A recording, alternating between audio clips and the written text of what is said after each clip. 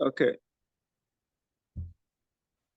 Hello, everyone, and welcome to the Investor's Source, your source of all wealth and wisdom.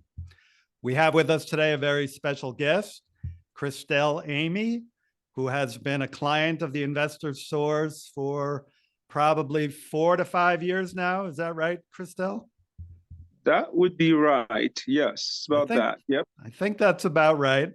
We're currently in the midst of a big project with Christel down in Pueblo, I think a 38 or 39 room assisted living facility down in Pueblo, which Christel and his company totally refurbished and are in the process of getting leased up and getting clients in there and then refinancing.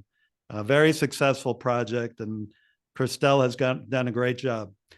Christel started with us with assisted living projects. We've also branched off into Airbnb, and Christel is one of the leading investors down in the southern Colorado, the Pueblo and Colorado Springs area, doing assisted living, Airbnbs, building homes, fix and flips, you name it, he does it, and he does it well. And we're really happy to have Christel as one of our leading clients. Christel's background, he comes from Haiti, came to the US, and actually at some point went into nursing and got his RN, I believe, which led to a career, interestingly, in real estate and assisted living. So fascinating story. And just great to have him with us. Christel, maybe you can fill in some of the gaps on your background and what got you into real estate and why the emphasis now on assisted living. Well, thank you for having me, Dave. So I think you were right on the money here. I was born in Haiti. I've been here in Colorado for since 1998. So I would say almost 22 years or over 22 years. Decided to come here to go to Bible college.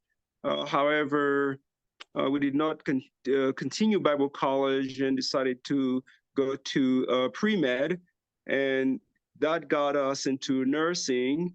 And now we mostly focus on, as you were saying, assisted livings and property, commercial type healthcare buildings, which is assisted livings, and residential home renovation, management, and building.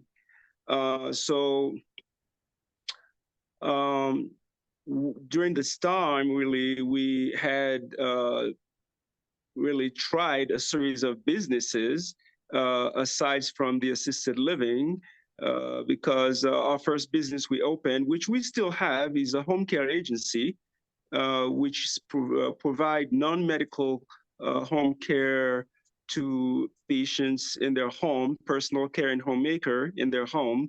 And we also had a home health agency, which is a step up from the home care. Most people don't see the difference, but home care is non-medical, and home health is mostly providing medical care, such as nursing and physical therapies and occupational therapists to go to clients' home and provide services for them.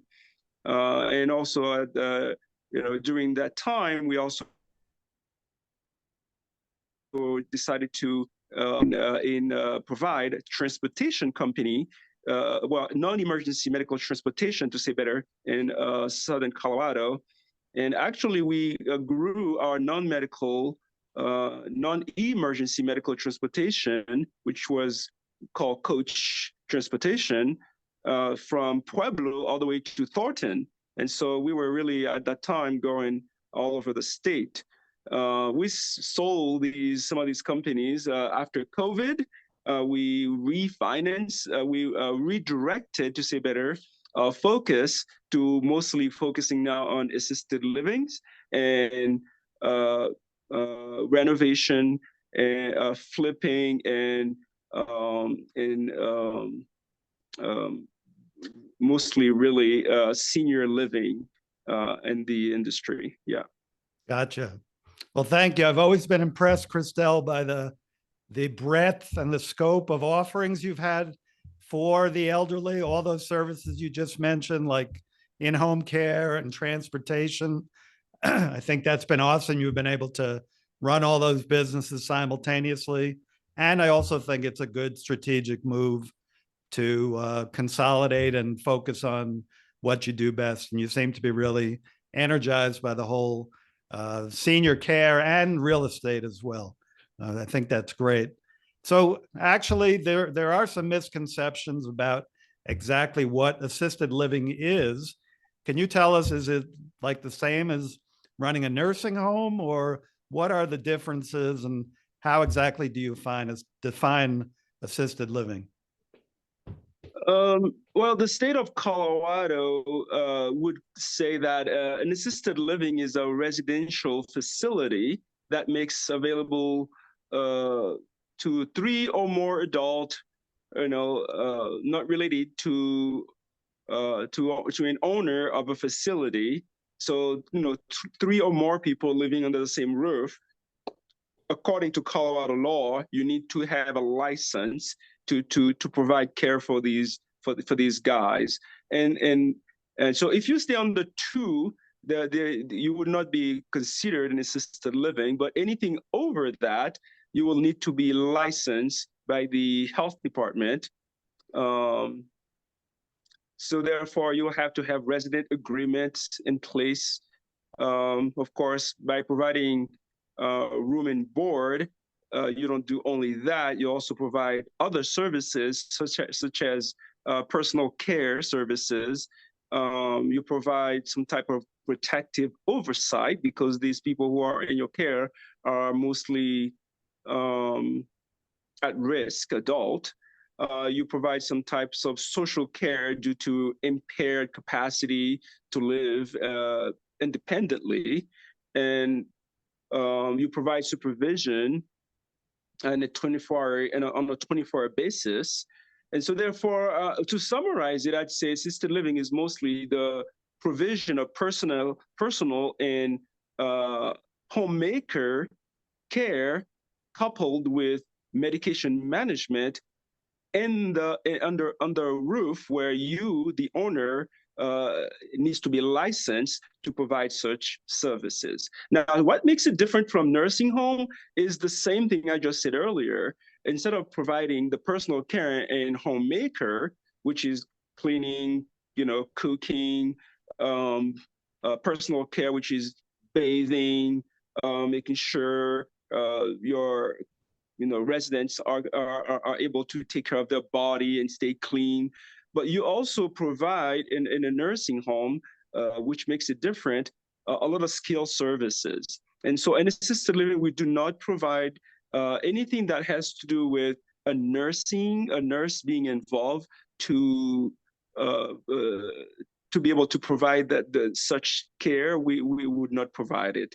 Anything that would have to do with physical therapy, to be there to provide the supervision and the oversight, we will not do it. Anything that would require a speech therapist or an occupational therapist to be there, we would not provide it. So therefore, it's non-skilled services, really. So all these things I just said earlier, we would categorize them as skilled services that would require a license personnel to deliver that care. So anything non-skilled, we provide. That is, again, personal care, homemaker, some medication management, and that's it. A great description. Thank you for that. Sounds like, from what I'm hearing, there is a lot that you do provide. So it's not just having a home or a residence full of clients that you can just kind of leave on their own. I mean, you need to be there and provide all kinds of services like food and even some recreation, but not quite the skilled services of a nursing home. Yes. Right. And actually now we are seeing a lot of people in our assisted living homes that are younger, And so the qualification is still the same. The Medicaid, if they qualify for Medicaid, and the way they qualify for Medicaid is by having, they call it a long-term care approval, a waiver. And so that waiver is provided to the elderly, the blind, and the disabled. And now they added to it a mental health waiver. That is, people with mental health disability who are in a predicament where that mental health disability prevent them from providing care for themselves at home. And then so therefore, yes, we do provide a lot of support to our residents. It's not people who just come and then we let them be. We provide a lot of oversight, especially now with the mental health type waiver that is accepted by Medicaid. Gotcha. Okay. And why specifically did you choose to go this direction? I have a feeling, of course, it has to do with your nursing background, but what got you into taking the leap into doing your own assisted living facilities? Yeah, facilities. So very short story. As I was teaching medication classes, we got exposed to eight. They call them small ELRs in Colorado, small assisted living residences. So I used to teach medication classes as one of the medication class. They call them QMAP instructors in Colorado with the state of Colorado. By teaching these classes, we got exposed to um, um, teaching in the assisted livings. And actually, one day, one of the assisting living operators in Colorado Springs literally came to my home, knocked on the door, and asked me to come teach a class for her. So I told her, "Oh, you didn't have to come to my house. You could have called." She says, "Well, to tell you the truth, I wanted to meet you because God told me you were going to buy my assisted living." And so I told her, "Well, if God says so, we will come and look at it." So my wife and I, she invited us to dinner, and we went to her house the week later, or I think 2 weeks later. We liked the home. And at that time, I have my mother actually at my house visiting from Haiti, and she was dying of liver cancer. So it was a very good turn of events because we thought, oh, well, maybe really God sent because we need a way to help take care of my mom who is dying of cancer. And that would also provide a source of revenue and some assistance to my wife and my sister who were helping at the time. And so we decided, my wife and I decided, okay, we'll go ahead and get that assisted living. It was a 10-bed assisted living. And right actually before we got into that home, my mother passed, but we decided to keep that promise and still, got into the assisted living since we thought it was could be a good business to get into. And that's why I called all the homes that I have Solange. So Solange is my mother's home. So all the homes we have, we call them Solange at the area or the street number where they are. Oh, wow. What a great story. I didn't know that. A great story, except for your mom passing away, of course. But it sounds, I mean, I got chills hearing that story. Thank you. Divine intervention. That's great. Yeah. Cool. Well, let's get into the meat, the bread and butter for all of our investors out there watching this.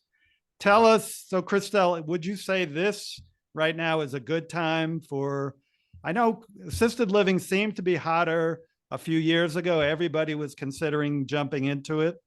And now I want to ask you, does this feel like a good time for investors to consider getting into assisted living, looking for new facilities out there? And maybe you can talk about some of the market forces right now in play that would make this a good time or not such a good time to be getting into this field.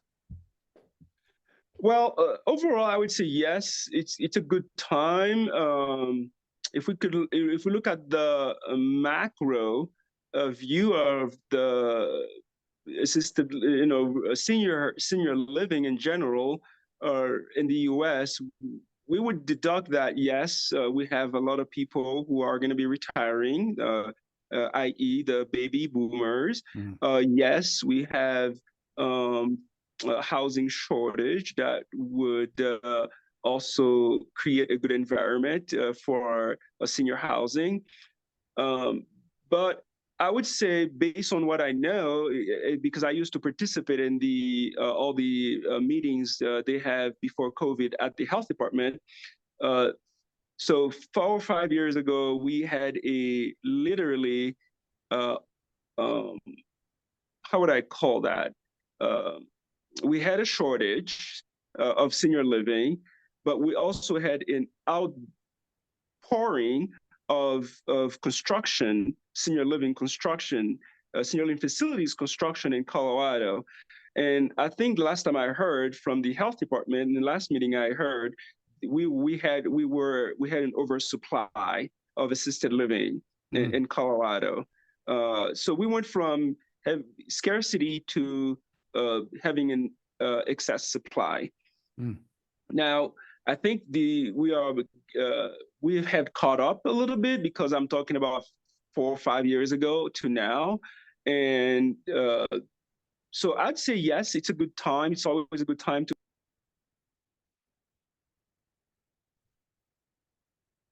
hear me. Sorry, somebody. Yeah, we're good. We're back on. Okay. But I would caution, because this has become a very highly skilled environment. When I started our first assisted living, it took us 1 month to get our license, our change of ownership.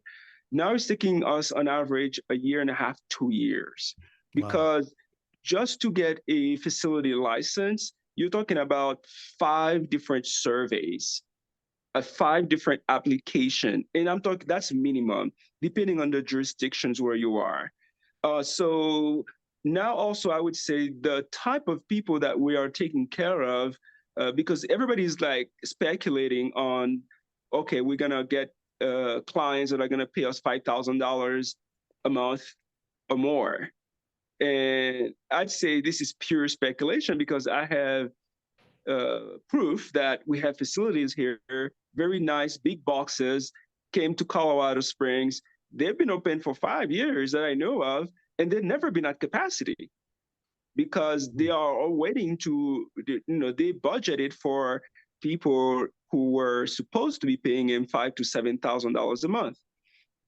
I would say, based on what I'm seeing, the type of people being able to afford to pay $5,000 to $7,000 a month are very small. And instead of chasing after these people, we decided ourselves to literally be providing services to the middleman, to the average, to say better, the average person. And so our residents are mostly Medicaid recipients. They pay us from the average national rate, which is about $4,000 a month. If you were doing a private pay, 4,000 to 4,500. And really, I would say I would budget for any facility that I'm opening. I'm budgeting them at Medicaid rate, which is the minimum rate that we would accept if a resident in our facilities, which is $3,400 a month. Now that $3,400 doesn't come all from Medicaid. The patient or the client or the resident, I would call them, provide a portion of that reimbursement to the facility, and Medicaid reimburse the rest. And there is a long process of qualification also in that, before that person is able to qualify for these Medicaid fundings. So therefore, I'd say it's a good time to do the business, to come into the business. That's why I decided to redirect and only focus on senior living, and we sold our transportation company, redirected, stopped our medication classes we used to teach, and focus on this. So yes, it's a good time, but it's also be cautious, I'd say, because an investor, a real estate investor who wants to back. Back on. Yep. Okay. I would say find a good operator because this has become a very highly skilled environment. That's the only thing I'd say. And so I would decouple it. I'm partnering with a group that does it pretty well. They have the investors. They don't participate in any operation. I do the operation, and they have investors on the back end that are investors in the building. And so we separate the operation from the building management, and Gotcha. so they are not part of my operation, but they are part. We just pay. We do a triple net lease. We pay them, and they get yield. They get a interest only sometimes, mostly, and then they give us an option to buy, and so they make money on the on on from our operation, but they make lease money, right? They make rent money instead of being involved in the operation, which require a lot of skills, really. So if somebody Right. wants to do it, and then getting in it now, I'd say find a good operator. If you want to be the operator yourself, I'd say it would take at least 5 years to understand what you're doing. Yeah. The more you talk, the more I hear that uh, the what's involved with this is vast. There's just a lot that you need to really think through and have in place and develop a skill set to do like you have. Maybe you can briefly touch on the COVID effect. What's that doing to the industry? Is that still there? There was one other thing. I'll think of it though. Maybe you can tell us about that one. Yeah, so COVID is being pretty hard on the industry, I would say, and that's what kind of prompted me to redirect my attention to senior living mostly instead of all these other. At first, my goal was to have a one-stop shop where we have from home care all the way to even skilled nursing and or hospice for our client, and the more during COVID, I realized, well, we need to be a little more inflation, how would I call that? Resistant, and then also disaster resistant. And then so we decided to that, yes, we had some capacity, uh, uh, um, some low capacity um, months during COVID, but if you were able to contain the spread and contain the outbreak in your facility, you would be able to recover. There is light at the end of the tunnel. It's not like COVID will render an assisted living insolvent, and that's what the most important thing is. So if you can plan and kind of stick there and have a good intervention during COVID, there is some light now at the end of the tunnel. So now that the state has relieved, they are not as tight in um, preventing admissions during COVID. Now it's up to the operators now to determine what type of restrictions they want to put in place. I feel like people will have the opportunity to recover now from COVID. But yes, keep in mind, COVID is a factor. Yes, if you have an outbreak in your facility, you have to stop admission. Yes, it will affect cash flow.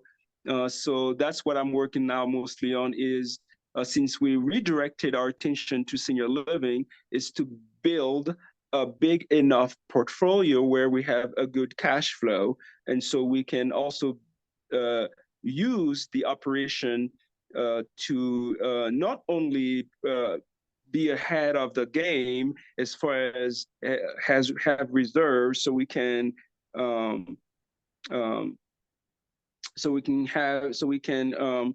make it through these hardships, but also have reserves so we can invest in the property, which is really what we realize now. This is a second line of business that we're running, which is the investment, the property, the asset, the buildings that we need also to make sure they continue to value, and we can either over time sell or refinance to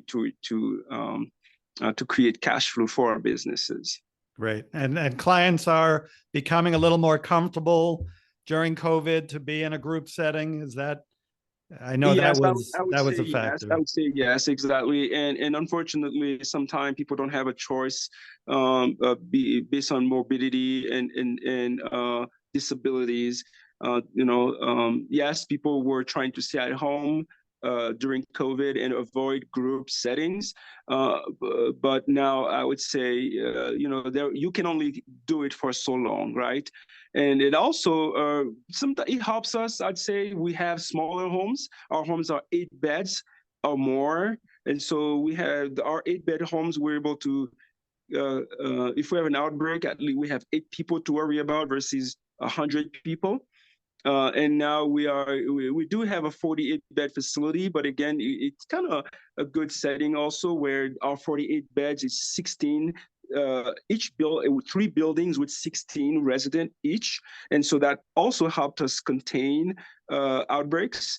Now that we're getting into bigger buildings, because the one I did with you, Dave, the building in Pueblo, it's a 42-bed building in one area, but there are new construction requirements now for assisted livings in Colorado. That's why I said you have to be very skilled to really get into the business now, because there is a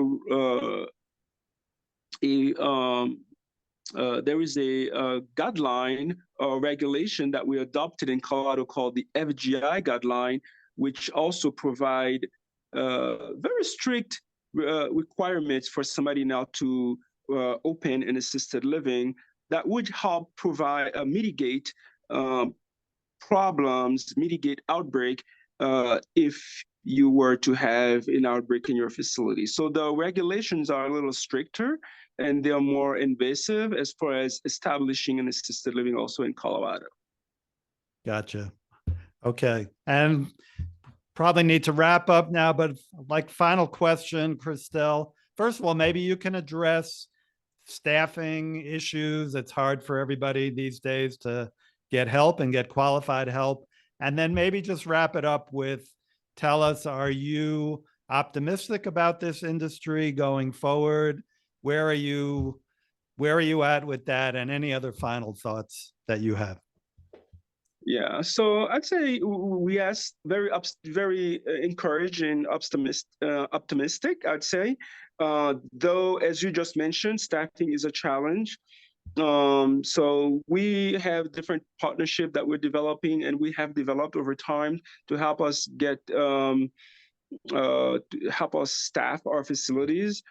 Um, we've gotten lucky. We have some sponsorship we do from people we have from the Philippines. We have some international sponsorship that we do that help us also staff our buildings.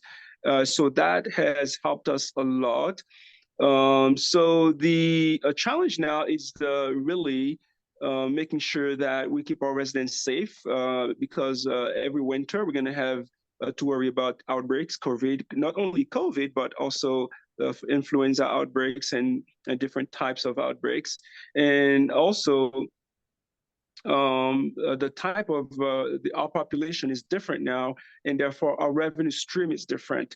So I'm cautious because it's a very cash intensive type business, cash flow intensive type business, labor intensive type business.